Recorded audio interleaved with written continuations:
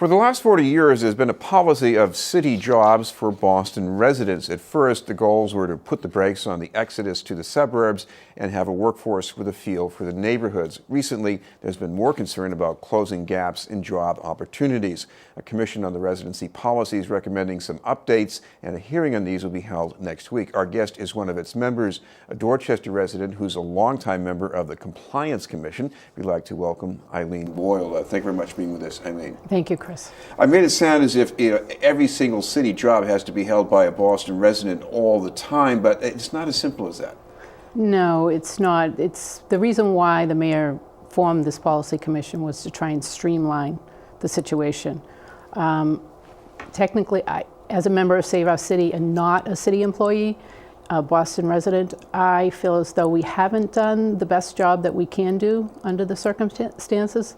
We still have a lot of employees who are in a flex situation, and because of the change that our former mayor, Tom Menino, made in 2007 with the 10-year rule, it has made things very complicated.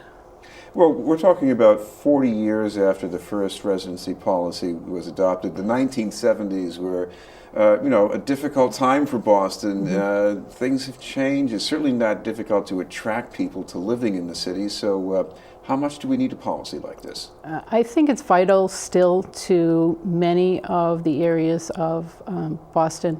You look at neighborhoods of Dorchester, even though it's changing very quickly, there's still a high percentage of families that live in that area. West Roxbury, Brighton, there's a lot of college students in certain areas. I guess it's a choice of where people want to live, but there still is a lot of family neighborhoods, and that's where the concern comes in for Save Our City, because we still want the continuity. We don't want our public servants being disconnected. And when they leave, that is basically the scope of how people feel, over time. Dealing with public servants who have left. Well, I remember the earlier times, especially people in neighborhood groups were saying, we'd love to have more cops and firefighters living in the neighborhoods, and we don't like them telling us to move out because the neighborhood isn't good enough for them. So, but firefighters and police, they're largely exempt from this, aren't they? No, they still fall under the 10-year rule. 10 year, for 10 years. After 10 years, after they can 10 move years, out. yes, they can leave. But what we found through the policy commission is that, under the fire department, police department, there's a majority of the people who have left after the 10-year rule or were grandfathered before 1994 and already had left.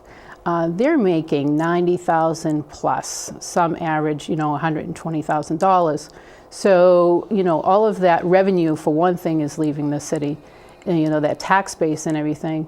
And it's vital to keep that group in. And as you grow in any job and you have more experience, you need to be connected to the people that you serve. Well, if there's any place where you really need connection, it's in the schools, but teachers are pretty much exempt, aren't they? Teachers are exempt under a state status, which happened when Governor Mike Dukakis ran for president.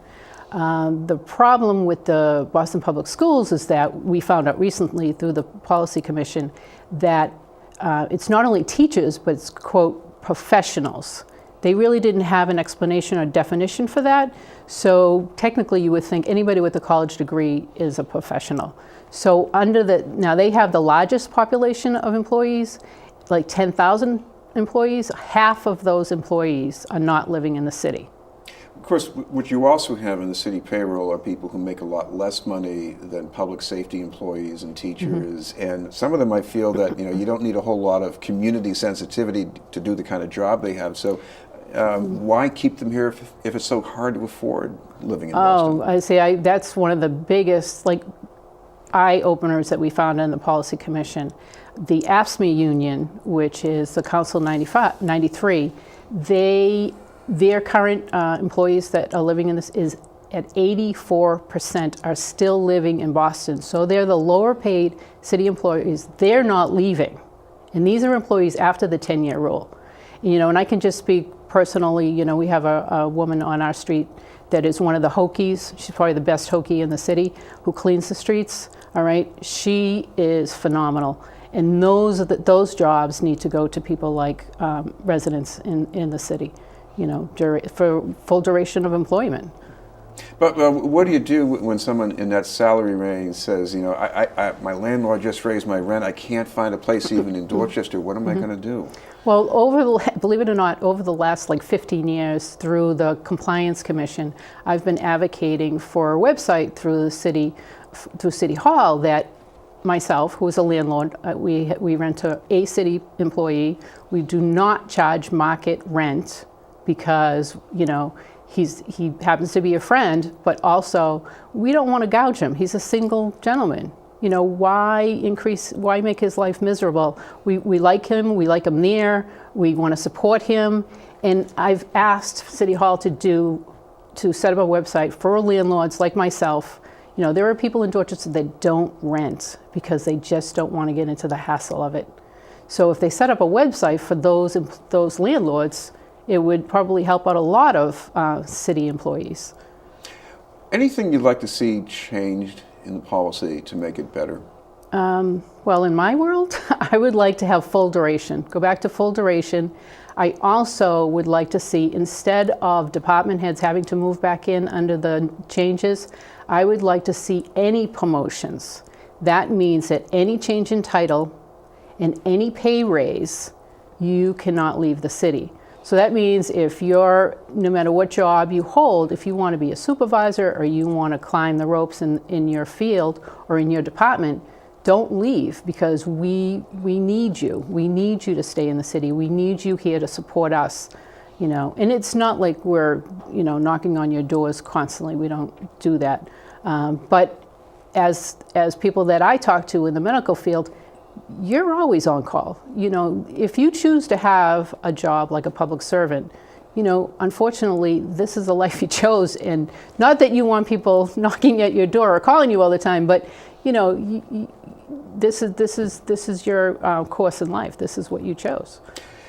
One other change that the City Council and Local Authority has been proposing is to make sure that people in public safety at least live in Boston longer before they join the force. Do you think that's a practical idea? I went to the hearing and I did support him on that. I don't think it's not enforceable. I know for a fact that some of the current police officers that were just hired, they were not living in the city 3 years prior. And the police department doesn't enforce it. I just want them living in the city when they take the job, personally. What about enforcement in Boston? I don't hear that many people getting caught lately, so I wonder, is there that much enforcement going on? Well, right now it seems to go through surges. As a 22-year member of the compliance, we have had really not many, as we call them, drop-a-dimes. And I think it's because everybody's waiting to see what this current mayor is going to do about the policy. And, in the past, we got a flood of them, and the investigator was extremely busy.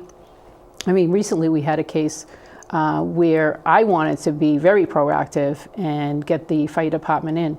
I don't know if you remember, but there was a news report that was run on Election Day a couple of years ago when the mayor was voted into office.